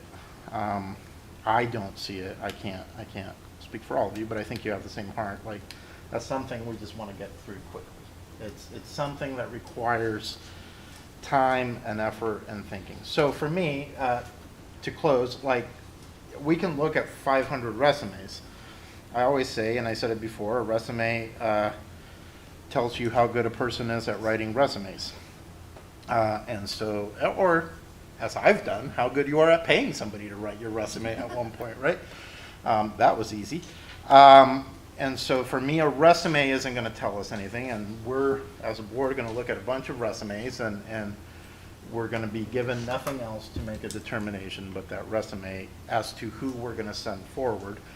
That, to me, is the first concerning point. Secondly, a resume will tell us the qualifications, some of their successes, some of the references that will speak highly of them. But I don't think we've even discussed, of the last 4 years, what are the things that, we talked about this before too, but what are the things within the culture that has been built in Hamilton County that we want to make sure is reproduced moving forward, right? And so I mentioned, I've really appreciated in the 1 year I was here with Dr. Johnson, the level of communication that existed. I want to make sure that the future superintendent has that level of communication. I appreciated what I perceived as a citizen of this community, the level of external communication and input that was permitted by me. I want to make sure the next superintendent does that. And so there's a lot of things that aren't in a resume that I think the process needs to distinguish. And so my concern with option C is I understand option C almost as, it's, just give me the resumes, I'll review them, and for some reason I'll charge $500 more to kind of do a little other work. And so I'm wondering if we can go back to Bufkin and Baker and say, look, we've chosen you because we felt you were the best one. Now we want to tweak the options between A and C to do what you, as an expert, think needs to be done in order for this search to be well done and to give the backing to the next superintendent, whoever he or she may be. And I feel 63,000 was too high. Maybe we can land somewhere where it's a little more reasonable and yet gives us all the support that we need for that process. Mrs. Jones, you had your light on. Okay. Mrs. Robinson and then Mrs. Thurman.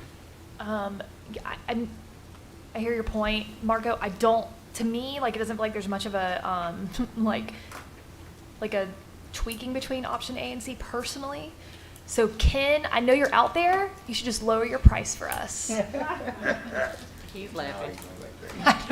He is laughing. Mrs. Thurman. Yeah, back again, I will go back again. When we, talking about this option C, and I ask about the internal or external candidate, do we need to give them some direction to begin with, to start internally, or just open it up? What is that gonna look like?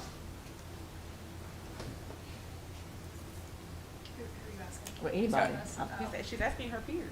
Yeah, I just don't, I wasn't here. As far as I'm concerned, if it's option C, to me, it's all comers. I mean, because we're paying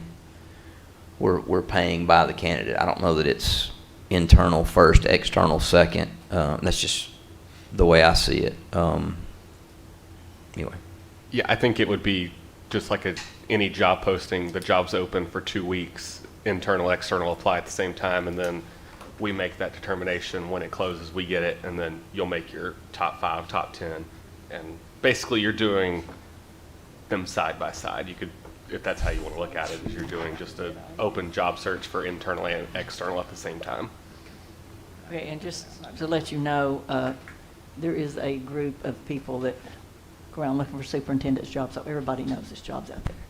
There are no secrets in this business. Everybody already knows. And so I don't have a problem with posting it wherever you want to post it, because most people already know anyway. Call it the superintendent shuffle. Mr. Smith. Yeah, you know, I don't know this, and I'm just speculating, but I gotta believe that, you know, Ken Carrick knows our system really well. I mean, you know, he worked hard for us, and it's already been said by several how pleased we were with the job he did and what we ended up with and the job he did.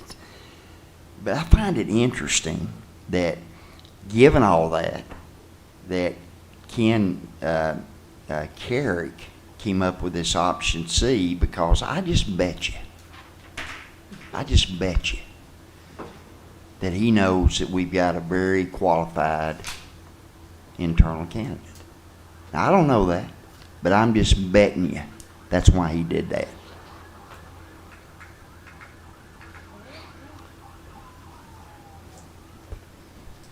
All right, so I believe we have a motion on the floor, right? Will you reread that, please, Yes. Mrs. Ford? Mr. Smith made a motion to select option C with Bufkin Baker. Okay. Do we have any other Seconded by discussion? Mr. McLennan. I just want to make a comment to Mr. Smith. Perhaps. But Ken does not live with this decision after he's done, and he gets paid quite well regardless of which option we choose.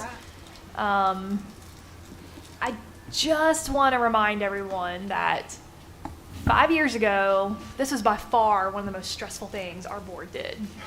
Yep. To the point of like my eyes swelling shut. Hopefully y'all don't remember that. I do. And I mean, to be frank, like, we can't just go back and like really fix the problem. Like, so if we choose option C and we are vetting our own candidates to weed people out and go through all the resumes, that is a lot of time spent. Like, we're debating on cutting down people's speaking time. You're going to spend 20 times more vetting through resumes for the next 3 months or 2 months, whatever it is. I just want to be clear here that, like, the optics that we're talking about, to me, don't make a lot of sense when it comes to choosing option C for the sake of, like, saving time or, like, saving money. Like, that doesn't make a lot of sense to me. Also, I've already said my piece about the internal candidate. You guys are talking about stuff that I'm just saying, like, we haven't even had, like, dialogue together about. So all I'm saying is that if we go with option C, I don't know that you're going to get the quality out of it that you are thinking that you will get. For those of us that have been through this process before, we know how intense this is. We know how stressful, how just intense it can be. And I just want to remind everybody that. So, Mrs. Jones and Mrs. Thurman. So, first of all, I don't, this whole back and forth about an internal candidate, whatever you want to say, that's my southern slang, or candidates or whatever. I mean, all that's going back and forth. First of all, I don't know what that's about, so I'm just going to go ahead and put that out there. Second of all, I think that from my perspective about an internal candidate versus an external candidate is that I do feel like that we should be, and I'm probably going to get in trouble for this, because every time I say this, I always get in trouble for stuff like this. But I think we should be cognizant of the fact that we do have some amazing leaders here in Hamilton County Schools. And they have come up through the ranks and who have worked alongside our previous leader who we think very highly of. So I think we need to be careful in how we, I don't know, for me, let me go back, rewind. First of all, I'm not sitting and vetting any application, okay? I'm not. I like option C, but I don't have the wherewithal to do that. Second of all, I like the whole process of somebody vetting it and bringing a smaller amount to me. That's just me. But going back to what I was saying about the external and internal candidates, I want us to be careful with that because our staff has went through a lot of transition and throughout years of transition. And so we want to be careful to always feel like, my grandma used to always say that a prophet in his own town is without, and I'm not good with this scripture, but y'all know what I'm talking about, without honor. Right. Huh? A prophet in its hometown is never, and so I want us to be cautious of that because being homegrown here and coming back after going and getting educated and coming back, I've experienced that myself. And so I'm very sensitive to that because I don't want people to feel like, oh, we always got to do some national search or go somewhere else to find a great leader. Not to say that doesn't work and that's not beneficial at times. I'm not saying that. I just think we have to look at it both ways because a national search, we could do a national search and still end up with a prophet from locally, or we could do a national search and not. But I think we have to, whatever we decide, and once again, option C is just not my preference, but I go with the support of the board. But I do want us to be cognizant of when we're talking about or advocating for whatever decision we want, that we don't completely dismiss our local talent because we have some amazing local talent here who has held down the ranks throughout all kinds of transitions. And I know how that feels when people just like, oh, well, we want to see what's going on in Oklahoma. When it might have just been the best thing popping in Lake Hills. So I'm just saying we want to be careful with that. Not to say that it might be in Lake Buena Vista that we picked somebody, right? But I'm just saying we want to make sure that we're respectful of the fact that we do have talent here. And you don't want to get a great leader then nobody wants to work for him anymore because he or she, because they feel like, well, what's the point? I mean, I'm always doing the work. Somebody else gets out of glory, and then I'm back to doing all the work again.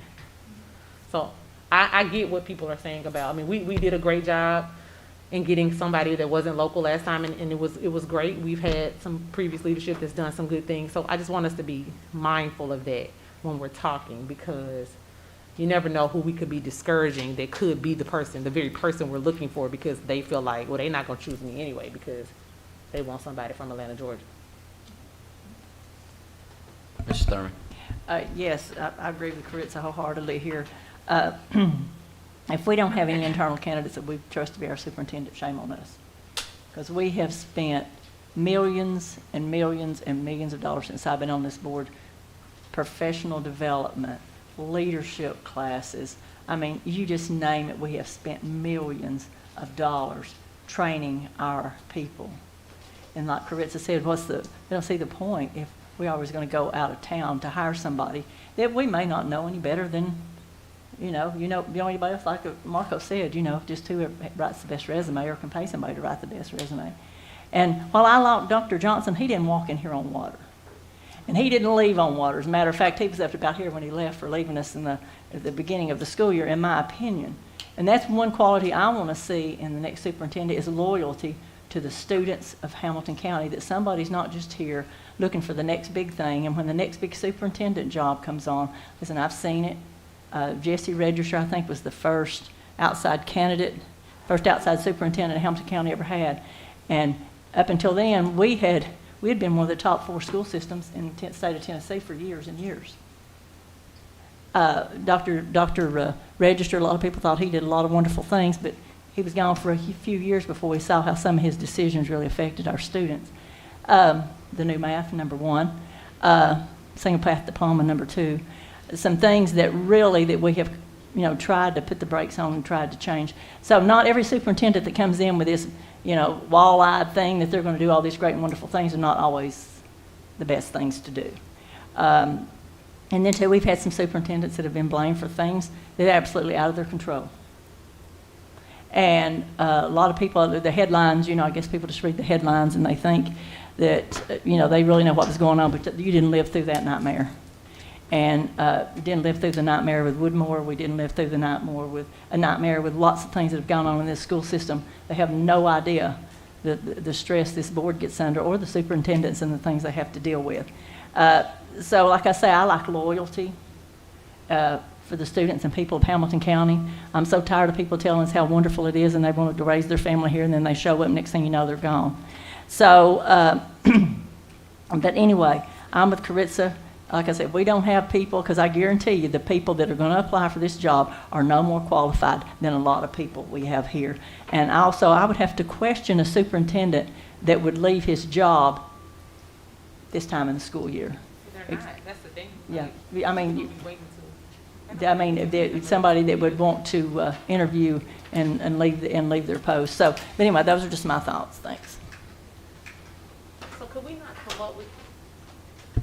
Go ahead, Mrs. Jones. It sounds like, I don't know, maybe because this is fresh on my memory, because I've been doing this for the past 3 weeks, reading resumes and vetting candidates.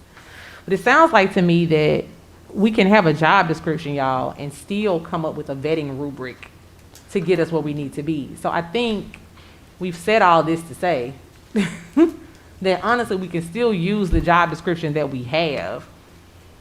And at this point, anybody applying has heard everything y'all want anyway. No, I'm just playing. But but at this point, they've kind of heard what that is. But I think we could come up with some type of vetting rubric of the qualities that everybody come up with whatever they're looking for and kind of compile that into something so that as we begin in the next step, Mr. Carrick is aware of what we're looking for above the general job description. Does that make sense what I'm saying?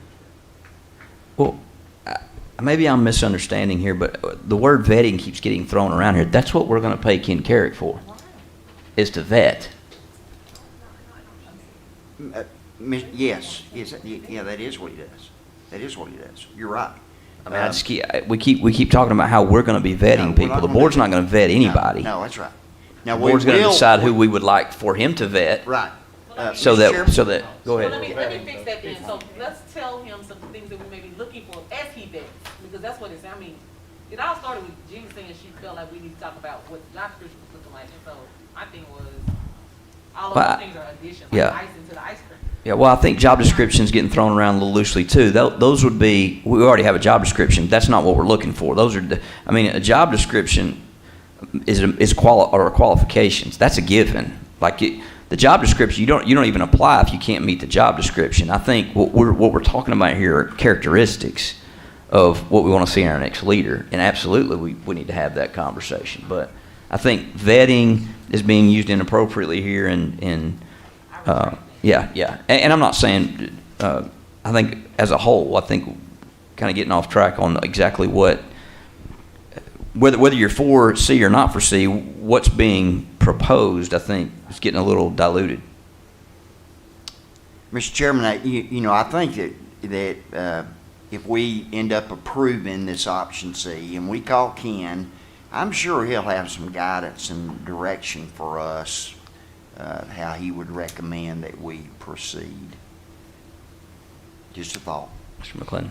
I'm calling for the question, Mr. Chairman. There's a motion second on the floor. Let Mr. McClendon say what he needs to, and Sorry, then we'll vote. I'm sorry, Mr. McClendon. Just real quick, if you haven't since last Thursday, page 14, page 15 breaks down exactly what Buffin and Baker will assist. The only thing that we'll have to do basically is post the job, solicit candidates, and then initial review of applicants, and then we'll come up with that rubric like Miss Mosley-Jones said, and then they'll do the initial screening. They'll do it as a Zoom or in person, and then they'll advise board members of what they find. So I think we're running in circles where if we have everything to do, post the job, then we can come back like we were talking about earlier, do the hard work, doing a rubric or whatever, how we want to determine our top 10 out of that. And then Ken and them will take over, do the initial screenings, come back to us. They'll advise the board members on overall impressions of each candidate, and go from there. So just to clear up some of that confusion, I think it is going to be some legwork, and the board's going to have to go over some resumes and stuff, but I think that's a fairly easy process. Once we see how many resumes we have, you'll be able to see, who's top tier and who's not on that. But just if you haven't looked at contingency C, page 14 and 15 break out it perfectly what the responsibility is on the board and what's the responsibility of Buffett and Baker. Mrs. Robinson. I mean, I did look at that, and thank you for pointing it out. I mean, those first three things that you point out, that is the heaviest lift of a search process. And my biggest concern with this is that, again, posting doesn't give me the level of candidates that I want us to get in the search. So to me, option C is not, I will not support option C because I don't believe that it's going to bring the caliber. I also don't want to sit here and argue with you guys over preliminary resumes. Like, I don't want to go through 50 resumes and us be arguing about our top 20, when, to be frank, I'm not an HR professional. That's honestly also not my job here. My job is to hire a superintendent. My job is to pass a budget and to pass policy. It is not to vet preliminary candidate resumes. And I think that for $35,000, like, we are still doing the heaviest lift of the entire thing. Pretty much everything after that, it's heavy for us because we're incredibly involved. So we would be heavily involved in this the entire way. I mean, and just some of us have already gone through it, and so it's easy to like look back and remember like what were the heaviest parts. Oh, cool. The heaviest parts were the parts that the search firm did, and in this we're doing that work. And again, I don't want to sit here and argue with you guys about people that may or may not even be qualified. Whenever there's not even a single person on this board probably qualified. Well, I don't know. There's a few people, but I'm not one of them, and I don't like to even do hiring at my own office. So, my opinion.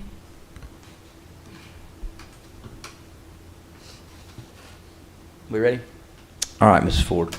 Mrs. Hill. This is for option C, Option correct? C with Buffett No. and Baker. Mrs. Jones. No. Mr. McClendon. Yes. Mr. Perez. No. Mrs. Robinson. No. Mr. Smith. Yes. Mrs. Thurman. Abstain. Mr. Walker. Yes. Chairman Wingate. Yes. 4-4. All right. Here we go. Do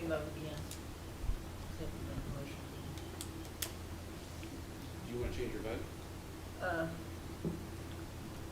Move this thing forward. This is insane. Yeah, I can change my vote. I just don't really want to, but to move this thing forward, if this is going to get us to the next step, I will change my vote to yes.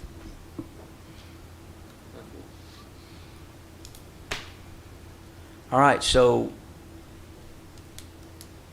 do I need to reach out to Buffkin Baker? Will Mrs. Ford, will you do that? Or Mr. Bennett, I don't mind doing that at all, but what would be appropriate? Well, we can send a joint email to him tomorrow. Okay. All right, that sounds good. Yep. And again, I just want to emphasize again, he may have some coaching for us with regard to how to proceed. Just a thought. All right. Anything else? Yeah, Mr. Chairman, just one point. Thursday, I know this board will be choosing our chair for next year, and unfortunately, I can't be here Thursday. I've got a I've got a trip with my grandson that we've had planned for a year, so I will not be here Thursday. So I just want to say, going into that vote, since I won't be here, if something's not broke, it don't need to be fixed. And I think that our chairman has done an outstanding job. And I don't even know, I hadn't even talked to you about it, Mr. Chairman, but if Mr. Wingate chooses to place his name out there, certainly he would have my support if I were going to be here. So I just wanted to go on record to say that, Mr. Chairman. Thank you. And I told Joe this already, but I will be leaving board meeting early on Thursday. I have a conference to attend out of town. So I'll be leaving early. All right, do we have any other announcements? All right, meeting adjourned.